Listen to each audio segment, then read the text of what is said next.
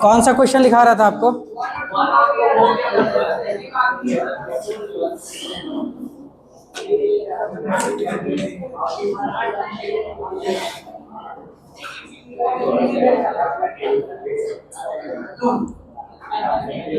अच्छा, सेकंड वाला क्वेश्चन हो गया ना?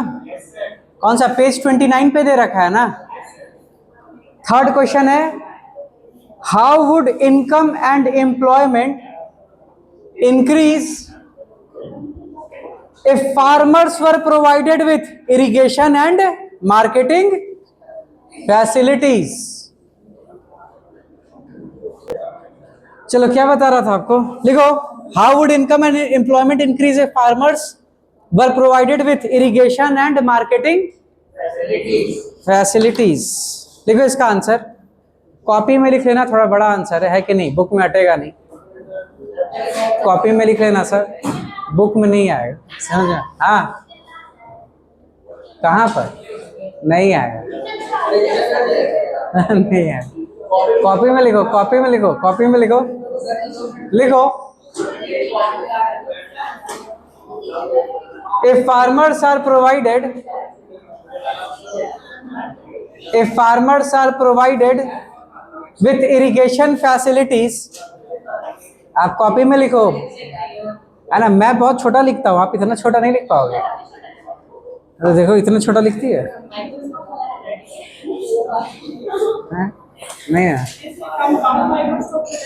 कंपाउंड माइक्रोस्कोप जरूरत पड़ेगा ना तब। देखो, if farmers are provided with irrigation facilities, if farmers are provided with irrigation facilities, comma, if farmers are provided with irrigation facilities, comma, they can grow more than one crop. They can grow more than one crop in a year. They can grow more than one crop. They can grow more than one crop in a year. They can grow more than one crop in a year, है ना? Irrigation facility मिलेगा तो एक से ज्यादा crop लगाएंगे ना वो। अभी तो सिर्फ क्रॉपिंग करते हैं बरसात के टाइम, है ना? इंडिया में मानसून कब आता है? जून में। इंडिया में मानसून इंटर करता है जून में। आज कौन सा जून है? 22 जून, 22 जून है ना आज। देखते हैं कब बिहार में बारिश होगा। कल रात में बारिश हुई थी, सही बात है। लिखो, they can grow more than one crop in a year, comma, leading to higher production and income, leading to higher production and income, leading to higher production and income, leading to higher production and income, full stop, है ना? अगर आप खुद सोचो, reliable water supply होगा, अगर आप sure रहोगे कि आपको वाटर सप्लाई मिलेगा तो आप श्योर रहोगे कि आपका प्रोडक्शन हाई होगा, है कि नहीं? फुल स्टॉप लिखो इस बात पे, लिखो, रिलायबल वाटर सप्लाई, रिलायबल मतलब जिस पे आप भरोसा कर सको, reliable water supply reduces the risk of crop failure, reliable water supply reduces the risk of crop failure, reliable water supply reduces the risk of crop failure, reduces the risk of crop failure, full stop. लिख लिए ना यहां तक? तो अगर irrigation facilities proper होगा तो the farmers can grow more than one crop in a year, जिसके चलते क्या होगा? हायर प्रोडक्शन, हायर प्रोडक्शन के चलते हायर इनकम, और एक भरोसेमंद वाटर सप्लाई होगा, रिलायबल वाटर सप्लाई होगा तो क्रॉप फेलियर का जो चांसेस है वो भी बहुत ज्यादा कम हो जाएगा, रिड्यूस हो जाएगा। समझ में आ रहा है ना? एक तो ये चीज, और दूसरा ये भी पढ़ा था हमने कि प्राइमरी सेक्टर ग्रो करेगा तो फिर सेकेंडरी और टर्शियरी सेक्टर भी ग्रो करेगा, है ना? क्रॉप को एक जगह से दूसरे जगह ट्रांसपोर्ट करने के लिए लोग चाहिए होंगे, है कि नहीं? बहुत सारा कोल्ड स्टोरेज बनाना पड़ेगा या स्टोरेज बनाना पड़ेगा फूड ग्रेन्स को स्टोर करने के लिए, है कि नहीं? तो ये सब नया नया अपॉर्चुनिटीज क्रिएट होगा, है कि नहीं? पैराग्राफ चेंज करके लिखो, लिखो more crops mean more work, more crops mean more work, है ना? फार्मर्स एक साल में मल्टीपल क्रॉपिंग करेंगे तो ज्यादा काम करना पड़ेगा उनको। More crop means more work, such as ploughing, such as ploughing, PLOUGHING, ploughing. Ploughing जानते हो ना, जो मिट्टी को कोड़ते हैं, है ना, मिट्टी को पलटते हैं जो, है कि नहीं?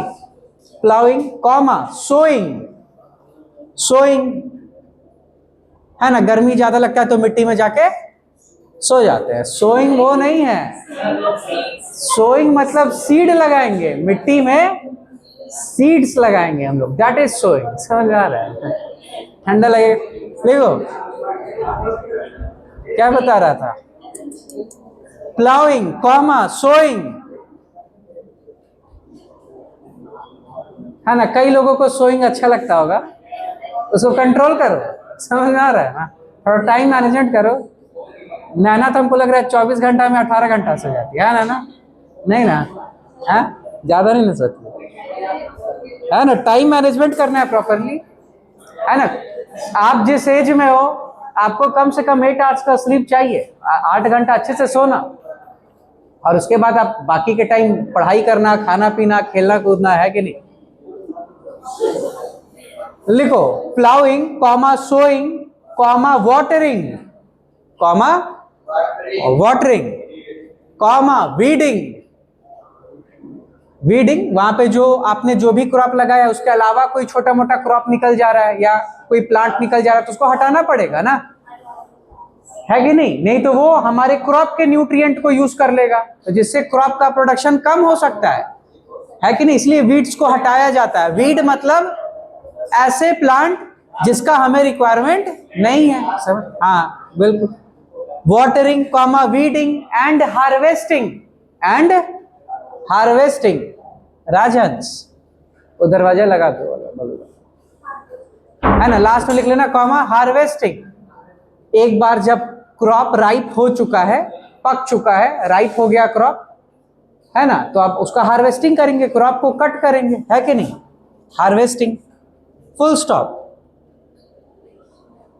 तो इतना सारा काम जनरेट होगा, बढ़ेगा इतना काम, फुल स्टॉप। लिखो नेक्स्ट टाइम, लिखो family members and other villagers can get jobs in farming activities. Farming members and other villagers can get jobs in farming activities. Sorry, क्या बोला, क्या बोला अभी?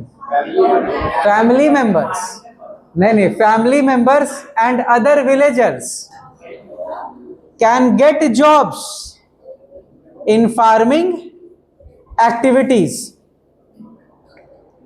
इन फार्मिंग एक्टिविटीज, फुल स्टॉप। है ना? आप देख रहे हो वर्क जनरेट होगा और लोगों को काम मिलेगा, तो आपको क्या लगता है इससे अंडर एम्प्लॉयमेंट कम होगा कि नहीं? होगा। लिखो फुल स्टॉप के बाद लिखो दस under employment can be reduced.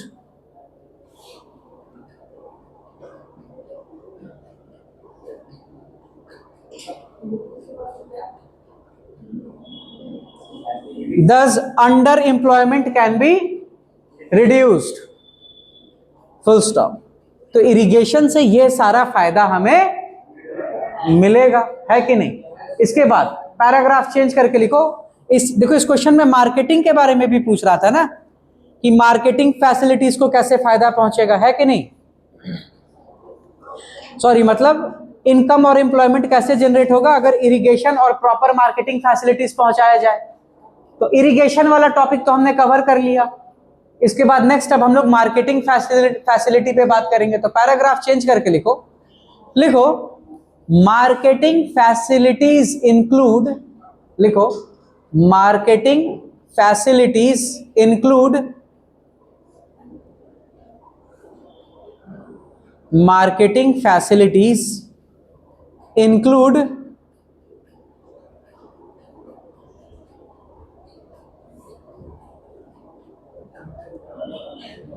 cold storage comma transportation,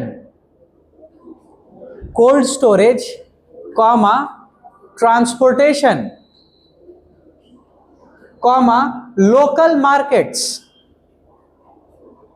cold storage comma transportation comma local markets and food processing units, and food processing units, and food processing units, full stop, full stop। देखो these facilities help farmers, these facilities help farmers sell their produce easily, these facilities help farmers sell their produce easily and at better prices, these facilities help farmers sell, SELL है ना, sell their produce easily and at better prices, and at better prices, reducing their dependence on middlemen, reducing their dependence on middlemen, reducing their dependence on middlemen, reducing their dependence on middlemen, middlemen full stop है ना, broker जो होते हैं ना बीच में, है ना, जैसे बहुत सारे किसान, आगे लिखो, फुल स्टॉप के आगे लिखो these market facilities also generate non-farm employment, these market facilities also generate non-farm employment, these market facilities also generate non-farm employment, non-farm employment,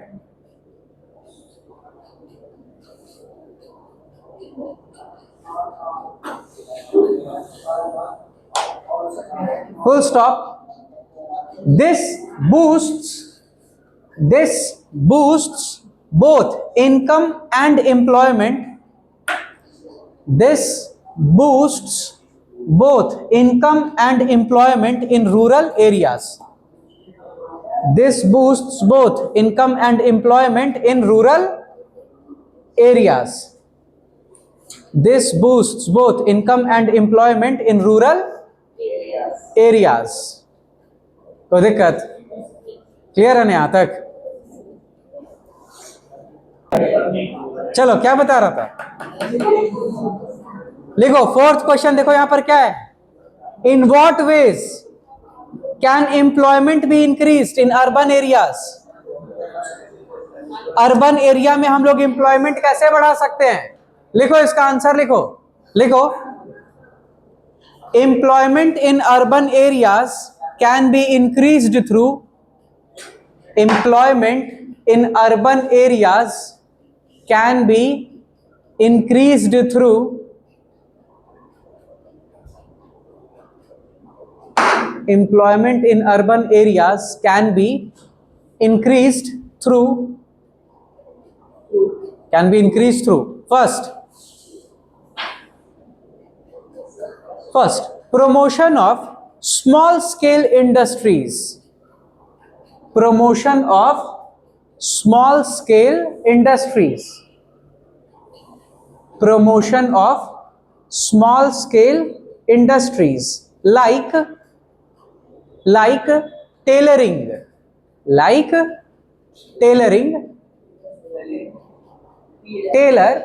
Taylor जो कपड़ा सिलाई करने का काम करता है, TAILORING, tailoring, like tailoring comma food processing, tailoring comma food processing etcetera, tailoring comma food processing etcetera,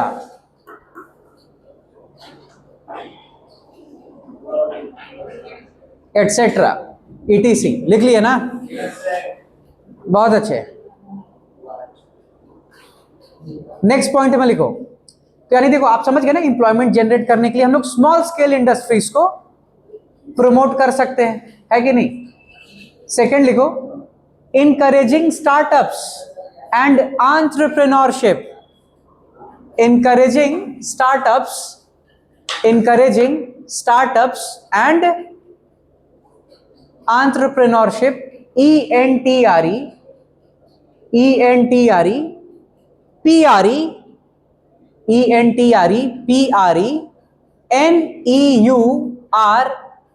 NEUR SHIP,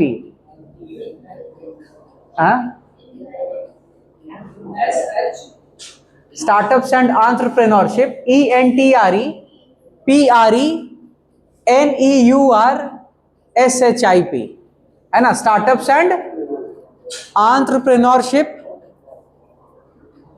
with financial and training support, with financial and training support, with financial and training support, with financial and training support. लिख लिया ना सब यहां तक? तो देखो, आपको ये समझना पड़ेगा, स्टार्टअप के कल्चर को आपको समझना पड़ेगा, एंटरप्रेन्योरशिप को समझना पड़ेगा। देखो, स्टार्टअप और एंटरप्रेन्योरशिप है क्या कि जैसे आप देखो सोसाइटी में कहां पर कोई प्रॉब्लम क्रिएट हो रहा है ना? कोई भी इकोनॉमिक एक्टिविटी हो सकता है, बहुत सारा इकोनॉमिक एक्टिविटी हो रहा है, आप देखो कहां पर क्या प्रॉब्लम क्रिएट हो रहा है, या आप और किसी चीज को कैसे और सिंपल या आसान बना सकते हो। आप मतलब आप देखते रहो क्या प्रॉब्लम है सोसाइटी में। आपको बताया था, हर साल इकोनॉमिक सर्वे आता है इंडिया का, उसका कम से कम समरी देखा करो, है ना? इंडस्ट्रीज के बारे में या जो भी IT सेक्टर है इसके बारे में आप थोड़ा बहुत पढ़ते रहा करो। समझ में आ रहा है ना? तो हो सकता है कि आपको कहीं पर बाई चांस कोई प्रॉब्लम दिख जाए, या आप अपने घर में सुनो या किसी से सुनो, आपको इकोनॉमिक एक्टिविटी में कोई प्रॉब्लम दिख जाए और आपको एक आइडिया आ जाए कि इसको मैं और सिंप्लीफाई कर सकता हूं, या लोगों को अगर ये सुविधा मिलेगा तो वो खुश होंगे, उनको थोड़ा आराम मिलेगा, अगर क्योंकि वो लोग हो सकता है कंफर्ट चाह रहे हो किसी पर्टिकुलर चीज के रिगार्डिंग। तो आपको बस अलर्ट रहना है, आप ऐसा प्रॉब्लम देखते रहो। अगर आपको ऐसा कोई प्रॉब्लम दिख रहा है और आपके दिमाग में आइडिया आ जा रहा है, तो आपको रुपए के लिए परेशान नहीं होना है। ऐसे बहुत सारे फंड मैनेजर्स हैं, ऐसे बहुत सारे अमीर लोग हैं ना, जिनके पास इतना रुपए है ना कि अगर वो 200-400 मिलियन रुपया किसी को दे भी देना तो उनको फर्क नहीं पड़ता है। तो वो लोग बस ऐसे लोगों को रुपए देते हैं जिनका आइडिया अच्छा होता है, जिनका आइडिया सुनने में उनको अच्छा लगता है कि नहीं ये आइडिया वर्क कर सकता है। तो अगर आपको ऐसा आइडिया आ जाए तो फिर आप पता करना, ऐसे नेट पे सर्च कर लेना फंड मैनेजर्स या कहां पर जाकर बात किया जा सकता है। आप अपना आइडिया बताना, ध्यान रखना कि बस आपका आइडिया चोरी ना हो जाए। समझ में आ रहा है ना? आप वो ध्यान रखना किसी तरह से, और बाकी आप बात करना। और बहुत बड़े बड़े अमीर लोग हैं जो बड़ा बड़ा अमाउंट लेकर बैठे हुए हैं, और अगर उनको आपका आइडिया अच्छा लग गया, एकदम ऐसे $100 मिलियन ऐसे निकाल के दे देंगे। आप कहेंगे $100 मिलियन, अगर उनको आपका अच्छा लगा आइडिया, उस लेवल का आइडिया है आपका, तो $100 मिलियन का आपको फंडिंग मिलेगा। अब आपको उस रुपए को यूज करके उससे प्रॉफिट जनरेट करना है। अगर आप प्रॉफिट जनरेट किए तो अच्छी बात है, नहीं तो हो सकता है आप कुछ लॉस में रह जाओगे और हो सकता है आपको बंद करना पड़े फिर वो बिजनेस। हाँ, लेकिन अगर आप प्रॉफिट में रहे तो हो सकता है कि आपके उस बिजनेस को एक्सपैंड करने के लिए आपको और भी फंडिंग मिले। समझ में आ रहा है ना? तो ये सब आपको अलर्ट रहना है। अगर आपको ऐसा कुछ भी सोसाइटी में कोई भी इकोनॉमिक एक्टिविटी में प्रॉब्लम लग रहा है, आपको मैंने बता दिया है, इकोनॉमिक सर्वे पढ़ा करो, हर साल आता है, समरी देखा करो, आईटी सेक्टर, इंडस्ट्री, ये सब पे नजर रखा करो। अभी तो आप पढ़ रहे हो और कॉलेज में जाओगे तब तक आपको और भी काफी कुछ पढ़ लोगे, और आइडिया लगेगा आपको। ये सब समझ में आ रहा है ना? और तब आपको जैसी कोई ऐसा अपॉर्चुनिटी दिखे, आपको आइडिया आए, तो आप उसको इंप्लीमेंट करना। समझ में आ रहा है ना? That is startup and entrepreneurship. समझ गए ना? Very good. हमने सेकंड पॉइंट भी लिख लिया है ना, encouraging startups and entrepreneurship with financial and training support. Third point लिखो, थर्ड पॉइंट लिखो, स्किल डेवलपमेंट प्रोग्राम्स। हाँ, स्किल लिखो, थर्ड पॉइंट लिखो, skill development programmes for youth. Skill development programmes for youth, for youth, YOUTH, youth, in fields like, for youth in fields like IT, in fields like IT मतलब जान रहे हो ना, information technology. For fields like IT, comma hospitality, IT, comma hospitality and construction, IT, comma hospitality and construction, है ना? IT field, hospitality और construction field में, है ना, स्किल डेवलपमेंट करा सकते हैं हम लोग यूथ का। ठीक है? फोर्थ पॉइंट लिखो,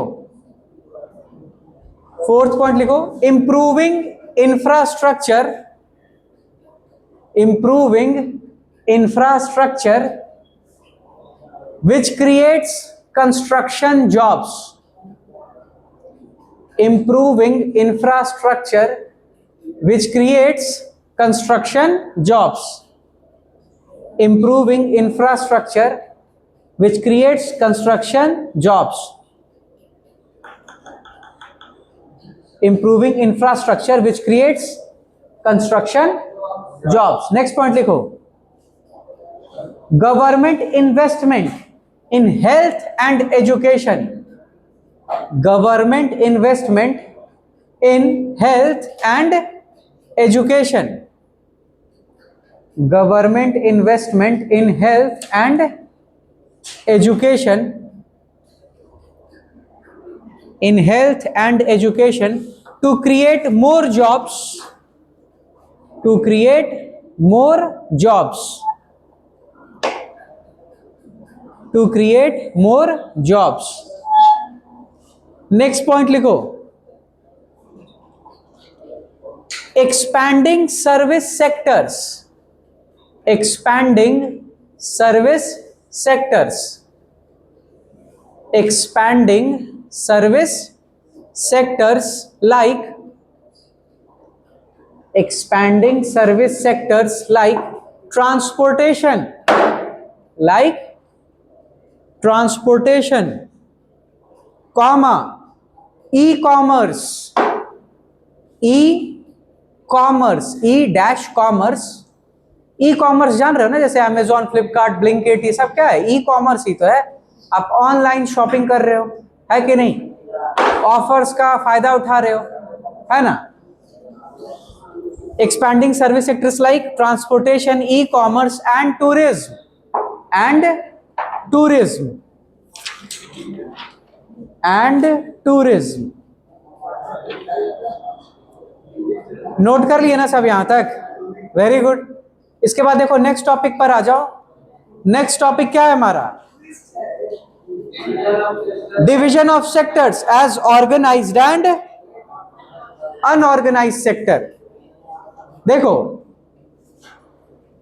हमने देखा ना क्या कि नेचर ऑफ एक्टिविटी, ध्यान से सुनना, ध्यान से सुनना, नेचर ऑफ एक्टिविटी के बेसिस पर 3 सेक्टर है, प्राइमरी, सेकेंडरी एंड टर्शियरी।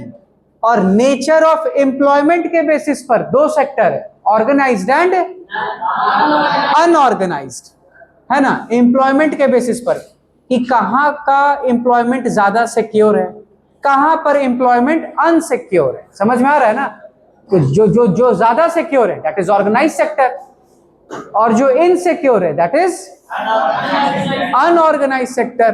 ठीक है, देखो यहां पर दे रखा है सेकेंड लाइन से देखो, organise sector covers those enterprises or places of work where the term of employment are regular and therefore people have assured work, they are registered by the government। समझ में आ रहा है ना? मतलब अगर आप कहीं पर ऐसे जगह काम कर रहे हो which company or firm is registered by the government, उसका प्रॉपर रजिस्ट्रेशन है, तो वो एक ऑर्गेनाइज सेक्टर में आएगा। समझ में आ रहा है ना? और जो भी गवर्नमेंट से रजिस्टर्ड रहेगा तो गवर्नमेंट ने कुछ रूल्स एंड रेगुलेशन बना रखा है, उस फर्म और उस इंटरप्राइज को वो रूल और रेगुलेशन फॉलो करना पड़ेगा। ठीक है, जैसे क्या क्या वेरियस लॉज है, अंडरलाइन करो। जैसे लिखा है ना factories act, factories act, government ने फैक्ट्रीज एक्ट बनाया होगा किसके लिए? कि जो लोग फैक्ट्री में काम कर रहे हैं उनका एक्सप्लॉयटेशन ना हो सके, है ना? जो भी इंटरप्राइज है, जो भी कंपनी है, उसको फैक्ट्रीज एक्ट के लॉस को फॉलो करना पड़ेगा। वैसा ही देखो एक और एक्ट है minimum wages act, comma minimum wages act, तो ये भी एक लॉ है जिसको इंटरप्राइज को और कंपनीज को फॉलो करना पड़ेगा। कॉमा देखो नेक्स्ट क्या है, पेमेंट ऑफ ग्रेचुइटी एक्ट, है ना? ग्रेचुइटी होता है कि जैसे आपने किसी कंपनी को ज्वाइन किया, आप वहां 5-10 साल तक काम किए, अब आप उस कंपनी को छोड़ रहे हो तो वो कंपनी आपको आपके काम के बेसिस पर कुछ रिवॉर्ड करेगा, that is known as gratuity.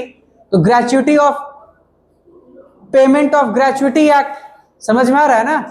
तो ये सब इंडियन गवर्नमेंट ने बना रखा है, और ये सब एक्ट किसके लिए है? ऑर्गेनाइज सेक्टर के लिए। समझ में आ रहा है ना? Shops, payment of gratuity act, comma shops and establishment acts and establishment acts etcetera. ठीक है, तो ये सब ऑर्गेनाइज सेक्टर के जो भी इंटरप्राइजेस हैं, है ना, जो गवर्नमेंट में रजिस्टर्ड है, उनको ये सब फॉलो करना पड़ेगा। देखो नेक्स्ट लिखा हुआ है, it is called organise sector because it has some formal processes and procedures, है ना? ऑर्गेनाइज सेक्टर के जो इंटरप्राइजेस हैं उनको कुछ फॉर्मल प्रोसेसेस और प्रोसीजर्स को, कुछ रूल्स एंड रेगुलेशन को फॉलो करना पड़ता है। समझ में आ रहा है ना? जैसे वो क्या है, some of these people may not be employed by anyone but may work on their own, but they too have to register themselves with the government and follow the rules and regulation। समझ में आ रहा है ना? हो सकता है कि कुछ लोग ऐसे हैं जो अपना काम कर रहे हो, समझ में आ रहा है ना? वो इंडिविजुअल बेसिस पे काम कर रहे हो, है ना? वो कहीं पर एम्प्लॉयड ना हो किसी कंपनी में, तो उनको भी गवर्नमेंट के थ्रू रजिस्ट्रेशन कराना पड़ेगा। समझ में आ रहा है ना? They too have to register themselves with the government and follow the rules and regulations। Next paragraph में आ जाओ, workers in the organise sector enjoy security of employment. आप अगर कोई ऑर्गेनाइज सेक्टर में काम कर रहा है तो आप उसको ऐसा नहीं बोल सकते हो कि कल से छुट्टी, टाटा बाय बाय, कल से दिखाई मत देना। आप ऐसा कर सकते हो क्या? नहीं कर सकते हो। Government proper rule and regulation बना के रखा है, आपको उसको पहले नोटिस देना पड़ेगा 2-3 महीने का। आप पहले 2-3 महीने पहले आपको बताना पड़ेगा कि 3 महीने बाद आपको कंपनी निकालेगा, और 2-3 महीने का पेमेंट देना पड़ेगा ताकि उसको वो टाइम पीरियड मिले कि वो कहीं और भी जॉब ढूंढ सके। ये सब ऑर्गेनाइज सेक्टर में रूल्स एंड रेगुलेशन फॉलो करना पड़ता है। समझ में आ रहा है ना? तो workers in the organise sector enjoy security of employment, they are expected to work only a fixed number of hours. Organise sector में जो लोग हैं उनका वर्किंग आवर फिक्स है, ऐसा नहीं है कि आप उनसे जितना देर चाहो उतना काम करा सकते हो। समझ में आ रहा है ना? If they work more they have to be paid overtime. अगर वो ज्यादा काम कर रहे हैं तो आपको उनको ओवर टाइम देना पड़ेगा, मतलब एक्स्ट्रा पेमेंट करना पड़ेगा जो मंथली सैलरी, उसके अलावा by the employer. They also get several other benefits from the employer. उनके जो एम्प्लॉयर हैं, जहां पर वो एम्प्लॉयड हैं, उनको और भी कुछ कुछ बेनिफिट देना पड़ेगा, है ना, जो भी उनके यहां काम कर रहे हैं। जैसे क्या तो दे गेट पेड लीव, है ना, महीने में उनको कुछ 2-3 छुट्टी मिलता है ना, कि अगर आप 2-3 दिन नहीं भी आएंगे तो आपको उस दिन का पेमेंट मिलेगा। ये सब ऑर्गेनाइज सेक्टर का बेनिफिट है, अनऑर्गेनाइज सेक्टर में ऐसा नहीं है। समझ में आ रहा है ना? ऑर्गेनाइज सेक्टर में ये सब है कि हर महीने का होता है ना, 2-3 लीव मिलता है सबको। क्या? हाँ, जैसे आप देख लो, जो लोग बैंक में काम करते हैं तो बैंक में 2nd और 4th सैटरडे को लीव रहता है ना, उसके अलावा भी उनको पेड लीव मिलता होगा। समझ में आ रहा है ना? 1-2 दिन का, कि बाई चांस महीने में कुछ तबियत खराब हो गया, कुछ हो गया, 1-2 दिन नहीं आ पाए तो उनको उसका पेमेंट मिलेगा। तो 1-2 पेड लीव, जो नॉर्मल छुट्टी है सैटरडे संडे, उसके अलावा होता है पेड लीव, कि कुछ इमरजेंसी आ गया तो आप एप्लीकेशन देकर कहे कि आज नहीं आ पाएंगे, कुछ कुछ इंपॉर्टेंट काम आ गया। समझ में आ रहा है ना? दैट इज पेड लीव, है ना। पेमेंट ड्यूरिंग हॉलीडेज, हॉलीडे आता है ना, जैसे दशहरा का छुट्टी, दिवाली का छुट्टी, तो जो लोग ऑर्गेनाइज सेक्टर में एम्प्लॉयड है तो छुट्टी के टाइम आप उनका पेमेंट कट कर दोगे, ये सब आप नहीं कर सकते हो। समझ में आ रहा है ना? प्रोविडेंट फंड, है ना, उनको उनका एक अकाउंट होता है that is known as provident fund. तो जो भी ऑर्गेनाइज सेक्टर में काम करते हैं ना, तो जैसे मान लो अगर किसी का सैलरी 50,000 है, 50,000, तो हो सकता है कि उसका 5,000 रुपीज प्रोविडेंट फंड में चला जाए, और जितना रुपए सैलरी से कटता है उतना ही रुपए एम्प्लॉयर को भी उस प्रोविडेंट फंड में ऐड करना होता है। वो ऐड होते जाता है, और जैसे ही आप कंपनी या अपना जॉब छोड़ोगे आपको वो प्रोविडेंट फंड का सारा पेमेंट मिल जाएगा। तो एक तरह से आप सेविंग हो रहा है आपका, है ना, वो सिक्योर है कि आप उसको खर्च नहीं कर पा रहे हो। एक पे एक आप छोड़ोगे तो आपको बढ़िया अच्छा खासा हो सकता है कि आप बहुत दिन तक काम किए तो आपके प्रोविडेंट फंड में अच्छा खासा अमाउंट हो जाए, है कि नहीं? तो ये सब प्रोविडेंट फंड का बेनिफिट मिलता है ना। ग्रेचुइटी आपको बताया था, है ना, ग्रेचुइटी भी 5-10 साल पे अगर कोई एम्प्लॉय अच्छा काम कर रहा है तो कंपनी खुश होकर, जैसे आप गुजरात में चले जाओ, गुजरात में बहुत बड़े बड़े बिजनेसमैन सब है ना, तो जैसे कभी कभी कंपनी को बहुत प्रॉफिट होता है ना, तो कंपनी अपने एम्प्लॉयज को गाड़ी वाड़ी गिफ्ट में दे देता है। समझ में आ रहा है ना? गाड़ी वाड़ी गिफ्ट में दे देता है कि नहीं?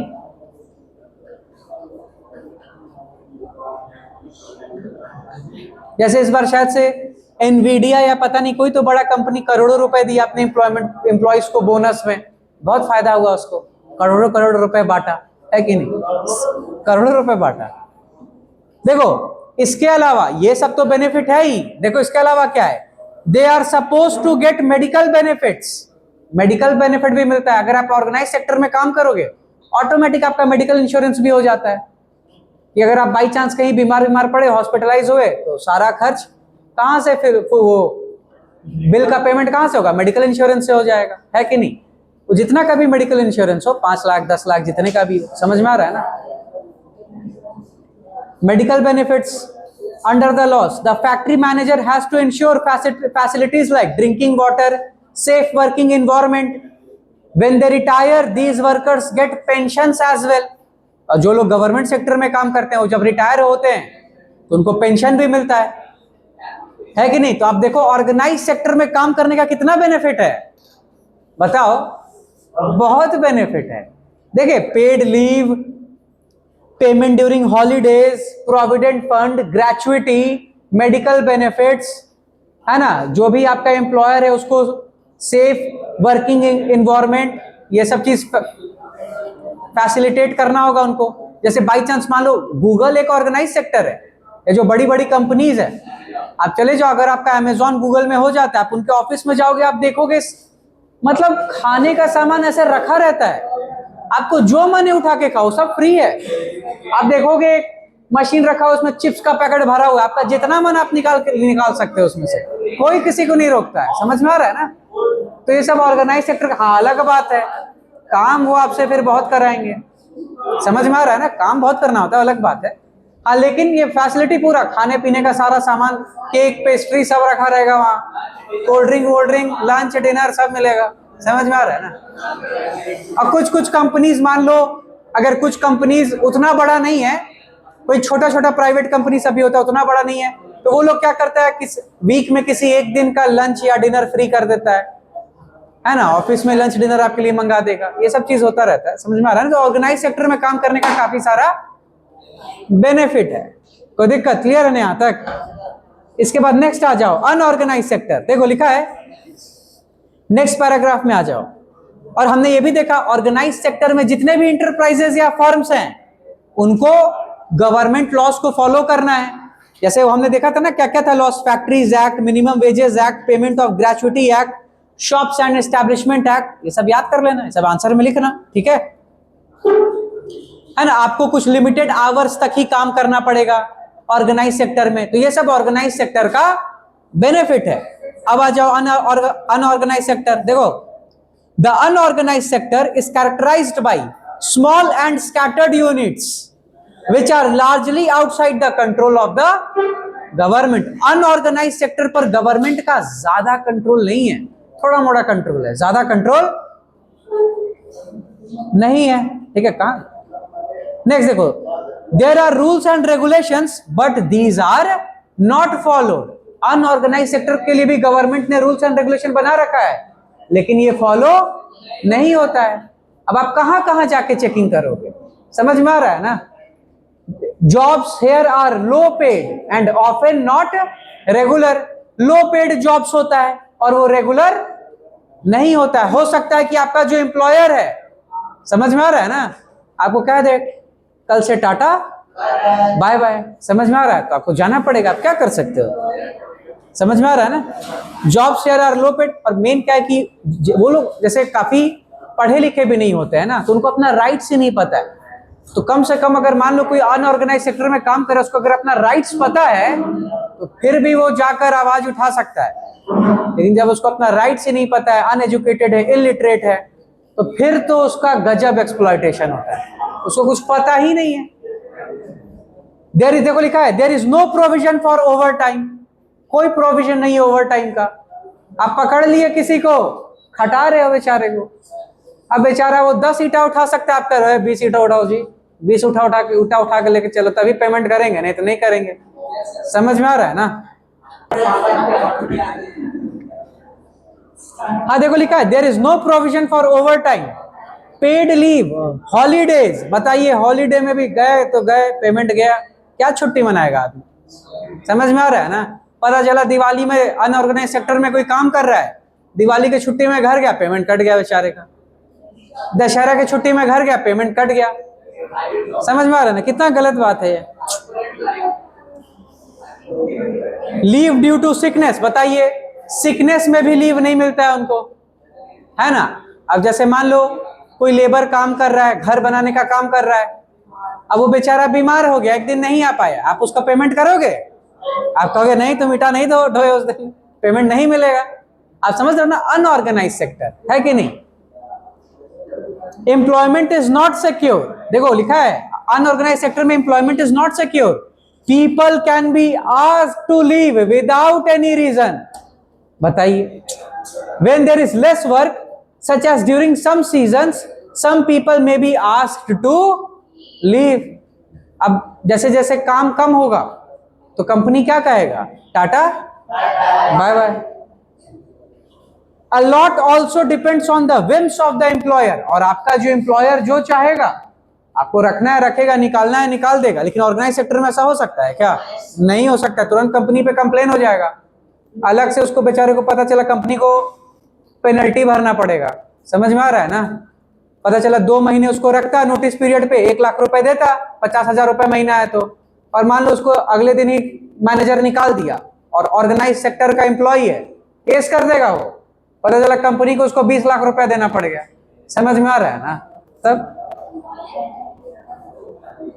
This sector includes a large number of people who are employed on their own doing small job such as selling on the street और doing repair work. Similarly farmers work on their own and hire labourers as and when they require. है कि नहीं, कोई दिक्कत, clear है ना यहाँ तक। तो ये ऑर्गेनाइज और अनऑर्गेनाइज सेक्टर है, इसको आप अच्छे से रिवाइज करना, ठीक है। यहां से फिर नेक्स्ट क्लास में हम लोग कंटिन्यू करेंगे।